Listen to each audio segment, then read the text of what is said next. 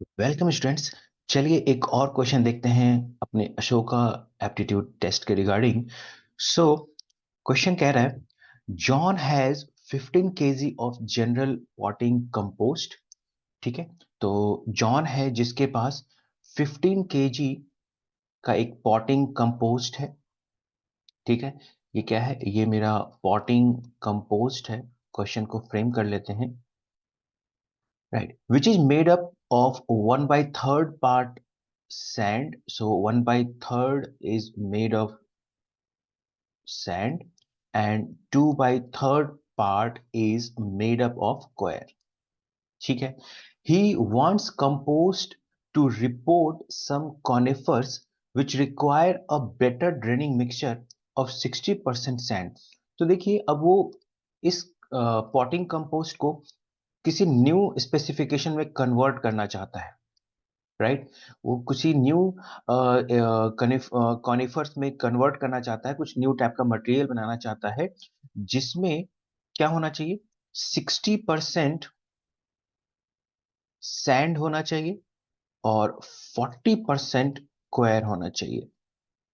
ठीक है, तो इसने पूछा है how much sand does he have to add, उसे और कितना सैंड ऐड करना पड़ेगा to his general purpose compost. ठीक है, एक जनरल पर्पस का पॉटिंग कंपोस्ट था, अब उसको एक स्पेशल कॉनिफर कुछ बनाने के लिए कितना उसको सैंड ऐड करना पड़ेगा ताकि उसके जो मटेरियल है उसमें 60% सैंड और 40% कोयर का रेशियो उसको मिले। ठीक है, देखिए इस क्वेश्चन को हम लोग दो तरीके से कर सकते हैं। ठीक है, पहला तो नॉर्मल मैं आपको मेथड बताता हूँ कि जो आप 10th क्लास के मेथड से कर सकते थे, और दूसरा जो हम एप्टीट्यूड बेसिक जो एलिगेशन मेथड होता है उससे भी कर सकते हैं। चलिए पहले हम लोग देखते हैं 10th क्लास मेथड। तो बेसिक फॉर्मेट है कि जो आपको फाइंड आउट करना है उसे मान लेते हैं। सो लेट एक्स के जी सैंड इज रिक्वायर्ड। मान लेते हैं कि एक्स के जी सैंड रिक्वायर्ड है। ठीक है, अब देखिए इनिशियली टोटल जो मिक्सचर था, वी हैव टोटल मिक्सचर कितना था? 15 केजी टोटल मिक्सचर था। इसमें से जो सैंड पोर्शन था वो उसका 1/3 था, सो 15 का 1/3 पार्ट निकालेंगे, सो 5 केजी उसमें सैंड रहा होगा। राइट, और जो रेस्ट ऑफ द पार्ट है वो आपका स्क्वायर रहा होगा। चलिए यहां से देखते हैं सीधा सीधा।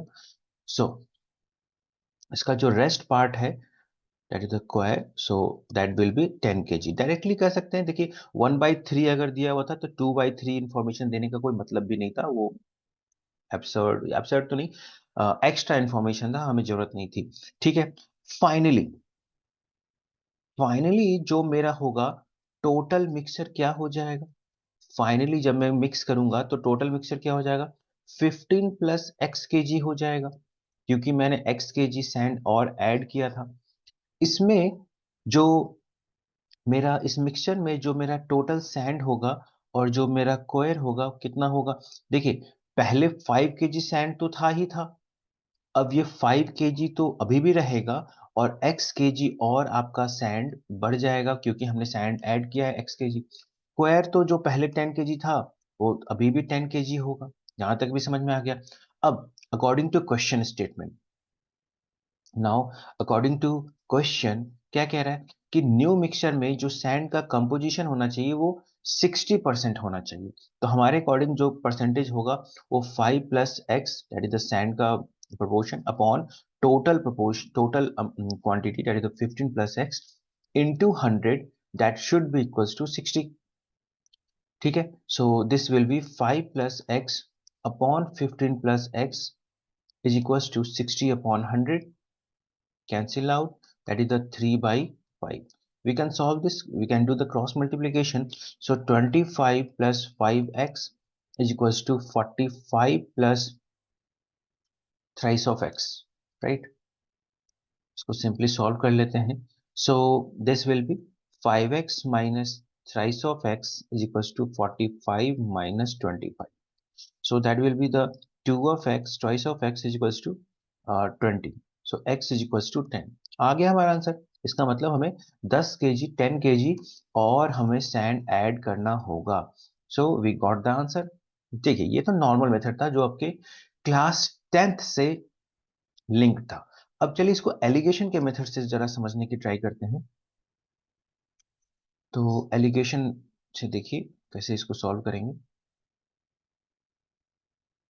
देखिए तो इनिशियली हमारे पास एक मिक्सचर था जिसमें टोटल अमाउंट 15 केजी था। और ठीक है, इनिशियल अमाउंट 15 केजी था, उसमें 1/3 सैंड और ये सब तो क्लियर है। अब बेसिकली क्या है, मुझे एलिगेशन करना है। देखिए मेरे पास एक मिक्सचर है जो इनिशियली दिया हुआ है, लेट सपोज मैं इसको ए नाम से देता हूँ। और दूसरा जो मुझे क्वांटिटी मिक्स करनी है वो मुझे पूरा का पूरा सैंड ही मिक्स करना है। अब इसको ऐसे समझिए, ए जो मेरा मिक्सचर है उसमें सैंड का परसेंटेज क्या है, या आप फ्रैक्शन में देख लीजिए। ए जो मिक्सचर है, ये जो जनरल पॉटिंग जो कंपोस्ट है, मैं इसको मिक्सचर ए नाम दे रहा हूँ। ठीक है, कुछ भी नाम दे लीजिए, जनरल कम यही लिख लीजिए, general potting compost, no problem. तो इसमें जो सैंड का प्रोपोर्शन है वो 1/3 है। अब मैं जो दूसरा जो मिक्सचर जो मिला रहा हूँ, या दूसरा जो क्वांटिटी जो चीज मिला रहा हूँ, वो अपने आप में सैंड है। और ये 100% प्योर होगा। यानी सैंड में सैंड की क्वांटिटी क्या होगी, सैंड का प्रोपोर्शन क्या होगा, 1/1 1 होगा। ठीक है, अब इन दोनों को मैंने मिक्स किया। ठीक है, और मुझे एक फाइनल मिक्सचर मिलेगा। उस फाइनल मिक्सचर में सैंड का जो परसेंटेज होना चाहिए वो 60% होना चाहिए, राइट। 60%। अब देखिए ऊपर आपने फ्रैक्शन में लिखा है, तो सब कुछ फ्रैक्शन में ही लिखना होगा, या तो सबको आप परसेंटेज में ले जाइए, दोनों तरह से आंसर आएगा, बिल्कुल सेम आएगा। आपको प्रॉब्लम है आप मुझे कमेंट सेक्शन में बताइए, मैं परसेंटेज से भी सॉल्व करके दिखा दूंगा। सो दिस विल बी 3/5। इसका मतलब कि फ्रैक्शन में यहाँ पे 3/5 आना चाहिए फाइनल मिक्सचर का। तो आपको पता होगा कि यहाँ जो रेशियो मिलता है, ये इनके क्वांटिटीज का रेशियो मिलता है। यहाँ पे जो आपको रेशियो मिलने वाला है वो दोनों मिक्सचर जो है, जो हमारा जनरल पॉटिंग कंपोस्ट है और जो सैंड है, उसका रेशियो मिलने वाला है। और और ये हम रेशियो निकालते कैसे हैं, सिंपल है। इसका डिफरेंस इधर से ले लेते हैं, इसका डिफरेंस इधर से ले लेते हैं। चलिए निकाल के देखते हैं, पूरा सॉल्व करके देखते हैं। सो this will B this will B ये हो जाएगा 1 - 3/5, दैट इज द 2/5। तो ये यहाँ पे आ गया 2/5। और इसका जो डिफरेंस आने वाला है 3/5 - 1/3, बड़े में से छोटे को घटा लेना है। LCM will be 15। So 9 - 5, that is the 4:15। So this will be 4:15. Let me check the calculation once again. 15, 5 3s are 9, 3 5s are very good. So अब हमको इसका सिंपलेस्ट रेशियो आप ले सकते हैं।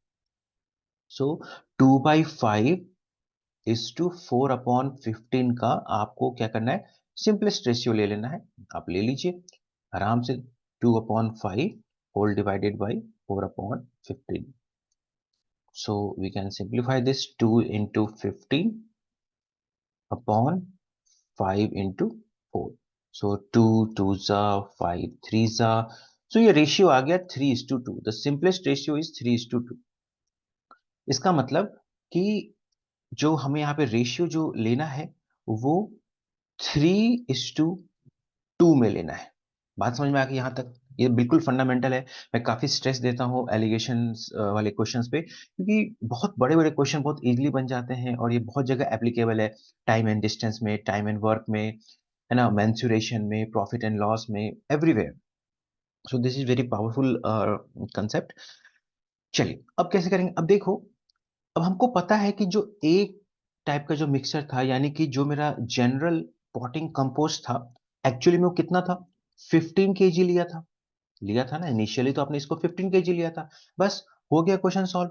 देखिए इसका मतलब हुआ कि ये जो मेरा 3 यूनिट है वो 15 केजी को रिप्रेजेंट कर रहा है। ये जो मेरा 3 यूनिट है वो एक्चुअली में 3 यूनिट को रिप्रेजेंट कर रहा है। ऐसे लिख लीजिए, जो मेरा 3 यूनिट है वो 15 केजी को रिप्रेजेंट करता है। तो एक यूनिट कितने को रिप्रेजेंट करेगा, एक यूनिट 5 केजी को रिप्रेजेंट करेगा। अब ये प्रोपोर्शन तो हर जगह चलेगा इस पूरे क्वेश्चन में, कहीं भी अगर यूनिट। तो उसी तरह से आप सोचिए कि अगर ये 2 यूनिट था, तो आप सोच सकते हैं कि ये सैंड हमको कितना लेना पड़ेगा। सो 5 into 2 that is the 10 kg।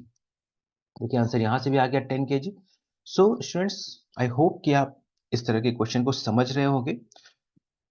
अगर आपको कोई भी प्रॉब्लम है तो आप उसको कमेंट सेक्शन में लिखिए और उसको हम लोग फिर डिस्कस करेंगे, देखेंगे क्या उसमें एक्सप्लेन किया जा सकता है।